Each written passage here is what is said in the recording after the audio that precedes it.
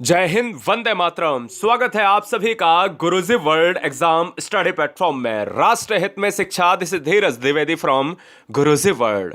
दोस्तों, हिंदी समाज में एक ऐसी अनोखी ट्रिक, यानी पूरे यूट्यूब पर एक नैनो सेकेंड वाली ट्रिक बताने वाला हूं, जो परीक्षा हाल में आप देखते ही समय आंसर को सही क्लिक कर पाएंगे।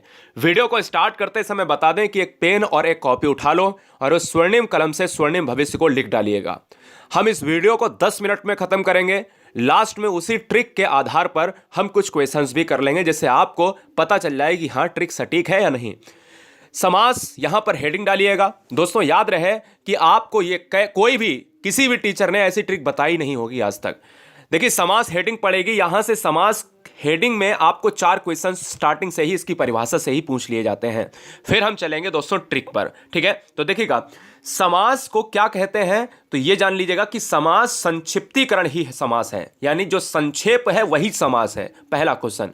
दूसरा, एक स्टार बना के लिख लीजिएगा कि दो या दो से अधिक शब्दों के परस्पर संबंध बताने वाले शब्दों को क्या कहते हैं। तो यह भी क्वेश्चन आया है। जब भी दो या दो से अधिक वर्ण मिलते हैं तो दोस्तों संधि बनती है, और इसीलिए हमने इसको रेड कलर करके रखा है। याद रहे, जब वर्ण मिलेंगे तो संधि बनेगी। संधि आंसर ढूंढिए ऑप्शन में, और जब शब्द मिलेंगे तो आप समास ढूंढिएगा। यानी दो या दो से अधिक शब्दों से मिलने से समास बनता है, और जब वर्णों के मिलने से बनेगा तो वो संधि बनेगी। Doubt clear? कोई डाउट ये आपको क्लियर नहीं कर पाएगा, किताबी ज्ञान तो कतई नहीं क्लियर कर सकती। ठीक है ना। समास के भेद कितने होते हैं ये सब जानते हैं, नहीं पता है तो लिख लीजिएगा 6 भेद होते हैं। और याद रखिए, एक और पॉइंट यहां पर बढ़ाइएगा। 4 क्वेश्चन मैंने बताया, तो समास का जो विलोम होता है वो बेटा क्या होता है? व्यास होता है। ये भी यहां से आपको जानने चाहिए। समास के भेद अगर 6 होते हैं तो कौन से होते हैं, जो हम ट्रिकी वे में पढ़ने वाले हैं, 1 नैनो सेकेंड में पढ़ने वाले हैं। पहला है द्वंद्व समास, दूसरा है द्विगु समास, तीसरा है तत्पुरुष समास, चौथा है कर्मधारय, पांचवा है अव्ययी भाव, और लास्ट वन छठा है बहुब्रीहि समास। दोस्तों, यही समास एग्जाम में आएंगे, इससे ज्यादा आएगा नहीं। याद रहे, यहां पर सबसे पहला जो है आपको डालना है हेडिंग द्वंद्व समास। द्वंद्व समास क्या है, कैसे इसको एग्जाम हाल में बहुत आसान तरीके से हम लॉक करेंगे। सबको पता होता है कि भाई उसमें देख लो द्वंद्व समास में कि ये वाला आपको चिन्ह दिख जाए तो बस वही आंसर है। ये गलती मत करना। ये चिन्ह दोस्तों अव्ययी भाव में भी मिलता है, जो आपको आज डाउट क्लियर, क्योंकि अधूरा ज्ञान लेते हैं बच्चे, वही अगर खतरनाक होता है। जैसे अगर मैं आपसे ये कह दूं, ये बताओ रात रात में कौन सा समास है, रात और रात में कौन सा समास है, तो बहुत से बच्चे कहेंगे द्वंद्व है, जो पूरी तरीके से गलत है, क्योंकि आपने देख लिया योजक चिन्ह। तो आपका ज्ञान भैया बिल्कुल पूरी तरीके से नष्ट हो गया, जिनको नहीं पता है। ठीक है ना। अगर मैं आपसे बात करता हूं द्वंद्व समास क्या होता है, सबसे पहले ये पढ़ो, बाद में हम अव्ययी पढ़ेंगे। जिस समास में पूर्व पद और उत्तर पद दोनों ही प्रधान होते हैं, मतलब क्वेश्चन यहीं से बनता है, बहुत बार बना है, इस बार भी बनेगा। जिस समास के दोनों पद प्रधान हो, यानी पूर्व पद और उत्तर पद, अगर किसी समास में दोनों पद प्रधान होते हैं तो वो समास कौन सा होता है, तो लिखिए अपने नोट्स में, उसे द्वंद्व समास कहते हैं। यानी दोनों पद प्रधानता वाला समास द्वंद्व होगा। कोई डाउट नहीं। अब देखिएगा, इसकी ट्रिक 2 है।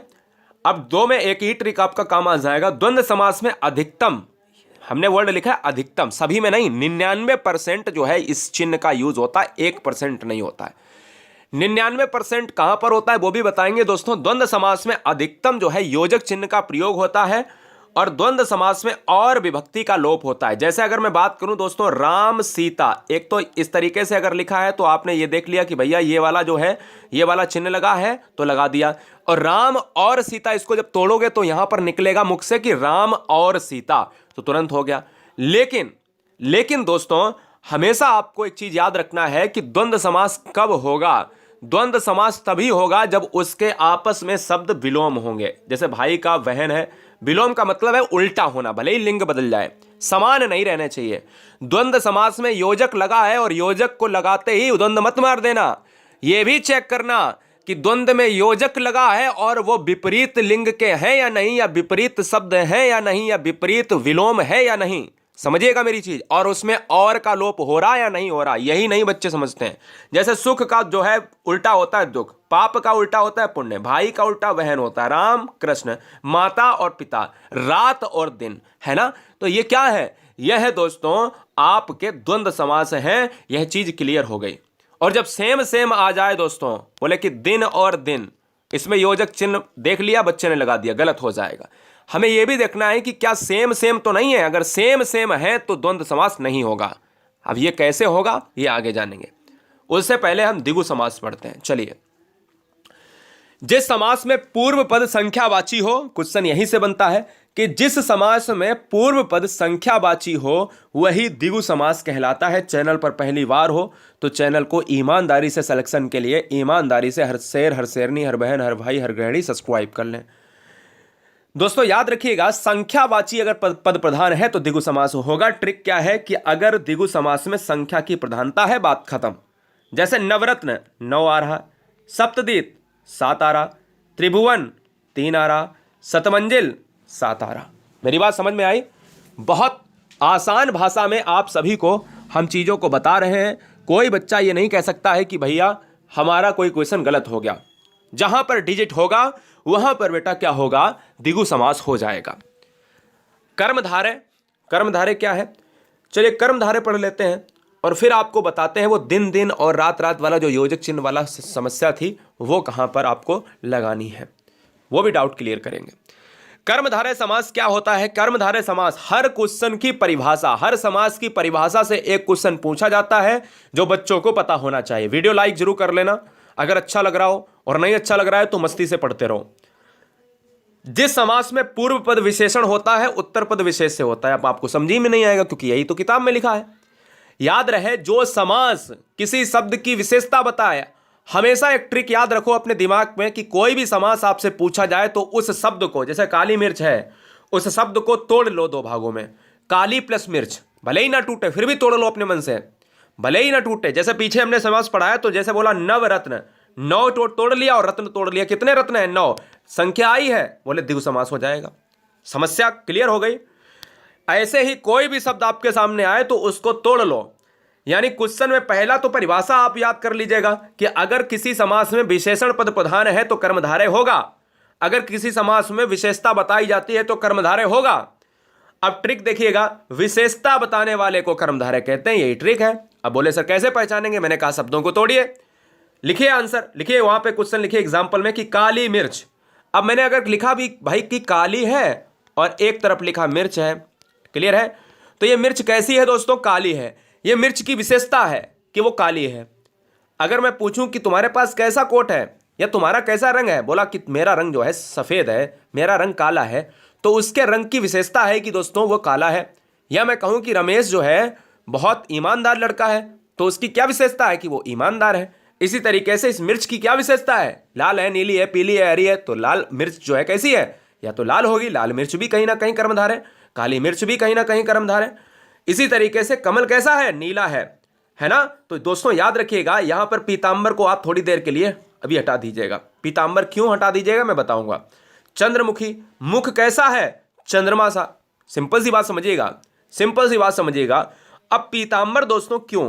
पीतांबर देखिएगा, पीला है अंबर कह सकते हो, लेकिन पीतांबर जब आपके ऑप्शन में बहुब्री ना हो तब आप कर्मधारय लगाइएगा।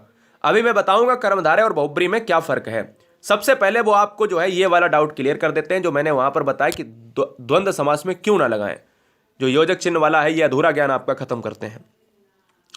सबसे पहले अव्ययी भाव को यहां पर हेडिंग डालिए और उसमें लिखिएगा कि ऐसा कौन सा समास है, क्वेश्चन में पूछ सकता है, ऐसा कौन सा समास है जिसका पहला पद प्रधान होता है, तो दोस्तों अव्ययी भाव हो जाएगा।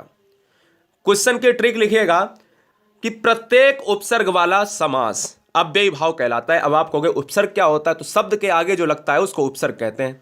शब्द के आगे जो लगता है उसको उपसर्ग कहते हैं। जैसे अगर मैं बात करूं कि प्रतिदिन, तो दिन के आगे प्रति लगा है तो ये प्रतिदिन, दिन के आगे प्रति लगा है, यही दोस्तों उपसर्ग होता है। याद रहे कि दुनिया का कोई भी शब्द है तो उसको तोड़ना पड़ेगा समास के लिए। ये मैं ट्रिक बताता हूं, ये कोई आपको नहीं बताएगा। ना किताब में लिखा होगा कि शब्द को तोड़ के तब आप समास करिए, मैं बताता हूं आपको। ना कोई यूट्यूब चैनल वाला बताएगा आपको, क्योंकि आपको ऐसी ट्रिक बता रहा हूं जिससे एग्जाम में 100% में आपको सोचना ही नहीं पड़े कि अरे ये भी हो सकता है क्या, ये भी हो सकता है। 2 ऑप्शन में कंफ्यूजन नहीं, सिर्फ एक होगा, धुआं धुआं करना है उसी एक ऑप्शन को। देखिए दोस्तों, दुनिया का कोई भी आपके पास शब्द हो तो उसको तोड़ लिया करिएगा। प्रत्येक उपसर्ग का मतलब है कि आप स्थान के आगे देखिए यथा लगा है, हमने कहा आ धन जीवन, जीवन के आगे आ लगा है, आंसर क्या हो गया? अव्ययी भाव। दिन के आगे प्रति तो उपसर्ग है, अव्ययी भाव। समय के आगे यथा उपसर्ग है, अव्ययी भाव। अब एक और चीज लिखिए कि अगर अगर नोट में लिखे नीचे, अगर कोई समास रिपीट शब्द होता है, जैसे रात रात और योजक लगा है तो बच्चे द्वंद्व लगा देते हैं, कोई भी शब्द रिपीटेशन में होता है, कोई शब्द बार बार आए और उसमें द्वंद्व वाला समास का जो योजक चिन्ह है यूज हो रहा है, तो दोस्तों वो अव्ययी भाव होगा। और जब दोस्तों आपस में विलोम हो, जैसे रात और दिन, तब क्या होगा, तब ये द्वंद्व हो जाएगा। क्यों? क्योंकि आपस में विलोम। आपस में जब विलोम ना हो दोस्तों, तो याद रखिएगा, क्या याद रखिएगा दोस्तों, तो वहां पर अव्ययी भाव होगा। क्लियर है? याद रखना है। और जब रिपीटेशन में हो तो दोस्तों वहां पर आप क्या लगाओगे, आप अव्ययी भाव लगाओगे। और जब ना रिपीटेशन में हो, जब विलोम हो, तो द्वंद्व लगाओगे। ठीक है, चलिए बहुब्री समास क्या होता है। बहुब्री समास दोस्तों देख लेते हैं क्या होगा। चलिए, बहुब्री समास वो होता है कि जिस समास में दोनों पदों के माध्यम से एक विशेष तीसरे अर्थ का बोध होता है। नीचे लिखो, एक हेडिंग नोट बना के नई हेडिंग लिखाता हूं। ऐसा समास जिसका कोई भी पद प्रधान नहीं होता है, वो बहुब्री समास कहलाता है। ठीक है, याद रखिएगा। दशानन 10 मुख हैं जिसके, अर्थात रावण। ठीक है, मेरी बात समझ गए? बहुत बढ़िया। दोस्तों आप समझ गए होंगे कि कहीं ना कहीं जो समास होता है बहुब्री में, वो तीसरे पद की प्रधानता की बात करता है। तीसरा अर्थ निकलना चाहिए, जैसे उस शब्द में कुछ नहीं है। जैसे अगर हमने बात करें, फिर से मैं रिपीट कर रहा हूं, दशानन 10 मुख हैं जिसके, अर्थात रावण। दशानन में रावण का तो जिक्र नहीं है, लेकिन आनन का मतलब है कि 10 मुख हैं, तो एक ही बंदा है, और एक बंदा है वो रावण। नीलकंठ भगवान किसकी, शंकर की बात कर रहा है। नीलाकंठ है जिसका लंबा है उधर, भगवान गणेश जी। गिरधर, गिरि को धारण करने वाले, अर्थात भगवान श्री कृष्ण। इन सभी में शिव जी हुआ, रावण हुआ, या गणेश जी हुए, श्री कृष्ण। इन ये क्वेश्चन पूछा जाएगा, लेकिन क्या इसमें ये जिक्र है? नहीं है। क्या नीलकंठ में भगवान शिव का जिक्र है? नहीं है। इसको निकालना पड़ेगा, इसको भी निकालना पड़ेगा, इसको भी निकालना पड़ेगा। बहुब्री तो बहुत आसान होता है। अब दोस्तों तत्पुरुष की अगर मैं बात करूं, तो आपको मैं बता दूं, यहां पर आपको 4 यहां 5 कर लेना। ठीक है ना, छठा हो गया था, 5 कर लेना बहुब्री में। छठा है तत्पुरुष। जिस समास में पूर्व पद गौड़ तथा उत्तर पद प्रधान हो, तत्पुरुष समास कहलाता है। यानी पहला पद जिसमें पूर्व पद प्रधान होगा तो वो दोस्तों आपका अव्ययी भाव, जिसमें उत्तर पद प्रधान होगा वो तत्पुरुष। ध्यान दीजिएगा, मेरी बात ध्यान दीजिएगा। अगर क्वेश्चन में पूछा जाए पहला पद प्रधान तो अव्ययी भाव, दूसरा पद प्रधान तो तत्पुरुष, दूसरे पद को ही उत्तर पद कहते हैं। तत्पुरुष समास के 6 भेद होते हैं। एक कर्म तत्पुरुष, करण तत्पुरुष, संप्रदान तत्पुरुष, अपादान तत्पुरुष, संबंध तत्पुरुष और अधिकरण तत्पुरुष। क्वेश्चन में यहीं से पूछा जाता है। तत्पुरुष थोड़ा सा आपको कठिन लगता है जब क्वेश्चन में ये पूछ देता है कि ये बताओ रोगग्रस्त में कौन सा समास है। ठीक है ना, और ऑप्शन में आपको ये 4 ऑप्शन दे देगा, इनमें से है तो तत्पुरुष, लेकिन कौन सा तत्पुरुष है। अगर आपसे कह दे कि रोग मुक्त में कौन सा समास है, तो भैया दिक्कत है।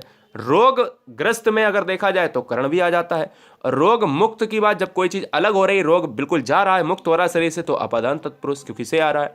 समझिए ट्रिक क्या है कर्म तत्पुरुष में, तो कर्ता ने कर्म को, हमेशा कर्म के साथ जो आपका विभक्ति होता है वो को का लोप होता है। जैसे मतदाता, मत को देने वाला, आंसर क्या होगा, कर्म तत्पुरुष। गिरह कट, गिरह को काटने वाला, आपको उसका अर्थ निकालना होगा। गिरह को काटने वाला, तो को आया है, को आया है तो कर्म हो जाएगा। यहीं पर करण तत्पुरुष, करण तत्पुरुष में से आता है, विभक्ति क्या है, से। जहां करण कारक चिन्ह का उपयोग हो और से विभक्ति का प्रयोग हो, लिख लीजिएगा।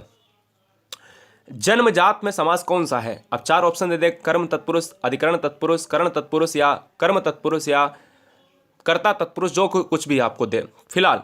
तो वहां पर अगर आपको यहां पर करना पड़ेगा कि भाई जन्मजात तो जन्म से उत्पन्न, तो जहां पर से आएगा वहां पर कर्ण तत्पुरुष। याद रहे कि अलग नहीं हो रहा है। जब से अलग के रूप में होगा तो अपादान होगा। मुंह मांगा, मुंह से मांगा तो कर्ण तत्पुरुष। गुणहीन, गुणों से हीन तो भाई कर्ण तत्पुरुष। मेरी बात ध्यान से सुन रहे हो, बहुत बढ़िया। संप्रदान तत्पुरुष का मतलब क्या है जान लेते हैं। जहां संप्रदान कारक चिन्ह का लोप होता है, संप्रदान कारक चिन्ह का मतलब होता है कि कोई के लिए की बात कर रहा है, के लिए, ठीक है ना। और के लिए का मतलब होता है कि संप्रदान कारक होगा। आप संप्रदान तत्पुरुष को संप्रदान कारक से जोड़िए। जैसे हथकड़ी, हाथ के लिए कड़ी है तो आंसर संप्रदान। सत्याग्रह, सत्य के लिए आग्रह है, आंसर संप्रदान। युद्ध भूमि, युद्ध के लिए भूमि, जो भूमि है वो युद्ध के लिए है तो आंसर संप्रदान, क्योंकि सभी में के लिए आ रहा है, संप्रदान हो जाएगा। जहां अपादान की बात करें तो अपादान हेडिंग डालिएगा। अपादान में क्या होता है, अपादान में दोस्तों अलग होता है। नोट कर लीजिएगा कि जब कोई चीज अलग हो रही हो, जैसे धनहीन, धन गया, धन से हीन, भाई धन जिसके पास नहीं है वही तो धनहीन है। भयभीत, भय से भीत, इसमें भी से आएगा, लेकिन फर्क इतना है कि इसमें जो है अलग नहीं हो रहा है और इसमें अलगाव हो रहा है।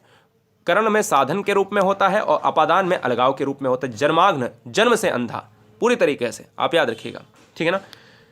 संबंध तत्पुरुष और अधिकरण तत्पुरुष दो बचे हैं, देख लीजिएगा। संबंध में क्या होता है, जहां पर रिलेशन को दिखाया जाए, जहां संबंध कारक चिन्ह का उपयोग होता है, जैसे प्रेम सागर। और संबंध कारक में क्या आता है, या तो का आएगा या की आएगा या के आएगा।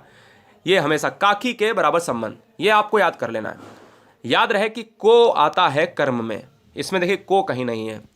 संबंध तत्पुरुष में प्रेम सागर, प्रेम का सागर, काकी के आए अगर तो संबंध तत्पुरुष होगा। दिनचर्या, दिन की चर्या, संबंध तत्पुरुष। भारत रत्न, भारत का रत्न, संबंध तत्पुरुष, क्योंकि का की का इस तरीके से अगर आ रहा है तो संबंध तत्पुरुष होगा। अधिकरण तत्पुरुष में क्या होता है, तो अधिकरण तत्पुरुष की जो विभक्ति होती है वो में होती है, पर होती है। नोट कर लीजिएगा, जो मैं लिख रहा हूं उसको नोट करिए। जहां अधिकरण कारक चिन्ह का प्रयोग हो, मतलब यही तो चिन्ह है, यही तो चिन्ह है। और इसमें कौन से चिन्ह थे, काकी के, जो मैंने लिखाया है आपको। जैसे नीति निपुण, नीति में निपुण में आया है, अधिकरण हो जाएगा। आत्मविश्वास, आत्मा पर विश्वास, अधिकरण हो जाएगा। घोड़े पर सवार, घोड़े पर सवार, अधिकरण तत्पुरुष हो जाएगा।